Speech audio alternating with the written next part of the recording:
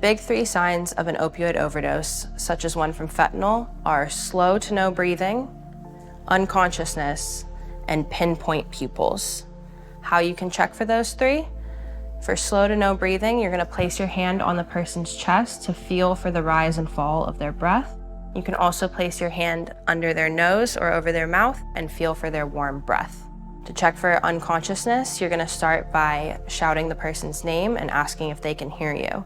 If they don't respond to you verbally engaging with them, you're gonna cause some painful stimuli. To do that, you're going to give them what's called a trap pinch. You're going to pinch the corner between their neck and their shoulder as hard as you can. If you try that on yourself, it hurts. So if you do that to somebody who might be overdosing, they're not going to respond. The third sign that you're going to check for, which is the telltale sign of an opioid overdose, is pinpoint pupils. So how you're going to check for that, you can use a flashlight like the one on your smartphone. The person's probably going to be unconscious, so you're going to lift their eyelid and shine the flashlight into their eye for 3 to 5 seconds. When you move the flashlight away, normal people, you will see their pupil get bigger when the light is no longer in their eye. Someone with a fentanyl overdose, their pupil is going to remain pinpoint, very tiny in the middle of their eye. It is absolutely critical that you call 911 when somebody is overdosed, because that makes sure that they get the medical attention they need, and that could very much save their life. Many states have what's called a Good Samaritan law, which protects people who call 911 when they're in the possession of drugs from being arrested for having those drugs in the moment, because these laws are meant to encourage people to do the right thing when someone's overdosing.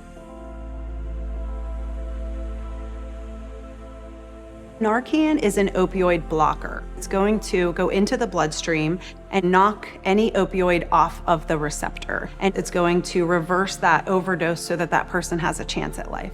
We're using the term Narcan, which is a brand name. The actual generic is Naloxone, and there are many brands. The side effects of intranasal Naloxone or Narcan, if somebody was not actually overdosing, the chance of having a serious health problem as a result are very small. This is what Narcan looks like. If you're ever in a situation where you're going to administer Narcan, you should have already called 911. To administer Narcan itself, all you have to do is take it out of the package. It looks like this.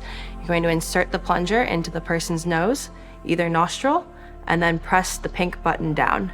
After that, you're going to want to clock about 2 minutes. The person should respond to the Narcan within those 2 minutes. If they're unconscious and not breathing, you will literally see them go and begin breathing again.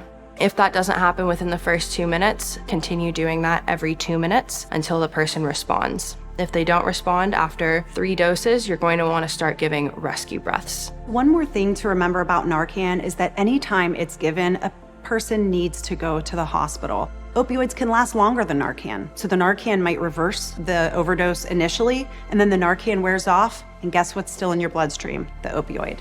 Can find those receptors and they can re-OD. Narcan and Naloxone in general is now approved over the counter. Everyone should be trained in how to recognize and respond to an overdose. Narcan nasal spray is an emergency treatment for a known or suspected opioid overdose. The appropriate use of Narcan nasal spray can help reverse an overdose. Narcan nasal spray is not a substitute for emergency medical care. As with any drug, you need to be aware of important safety information concerning its use. If you encounter someone who is unresponsive and you suspect an overdose, first shake their shoulders, shout their name, Kevin, and ask if he or she is okay. hey, can you hear me? Then check for signs of an overdose. Unresponsive to touch or voice.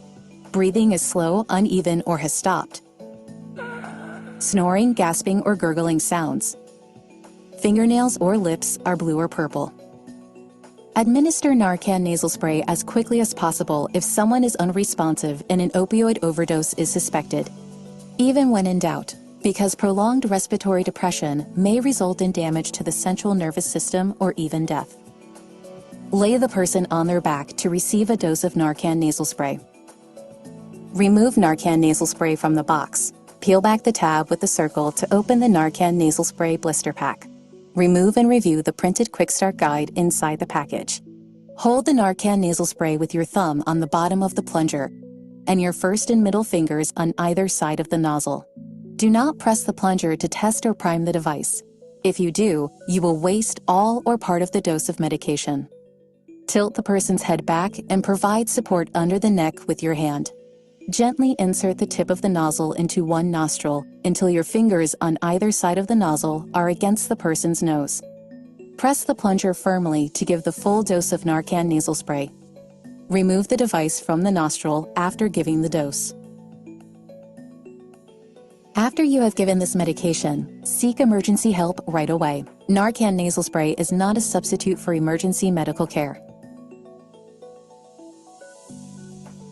Move the person on their side after giving Narcan nasal spray. If possible, put their hands under their head and bend their upper leg forward. This helps prevent the person from rolling onto their stomach. This is known as the recovery position. Continue to watch the person closely. If they do not wake up or respond to your voice or touch, or if they do not seem to be breathing normally within 2 to 3 minutes, use a new Narcan nasal spray to give an additional dose in the other nostril. Acute opiate withdrawal symptoms may occur from use of Narcan nasal spray in patients who are opioid dependent. Symptoms include body aches, diarrhea, increased heart rate or tachycardia, fever, runny nose, sneezing, goosebumps, also known as piloerection, sweating, yawning, nausea or vomiting, nervousness, restlessness or irritability, shivering or trembling, abdominal cramps, weakness and increased blood pressure.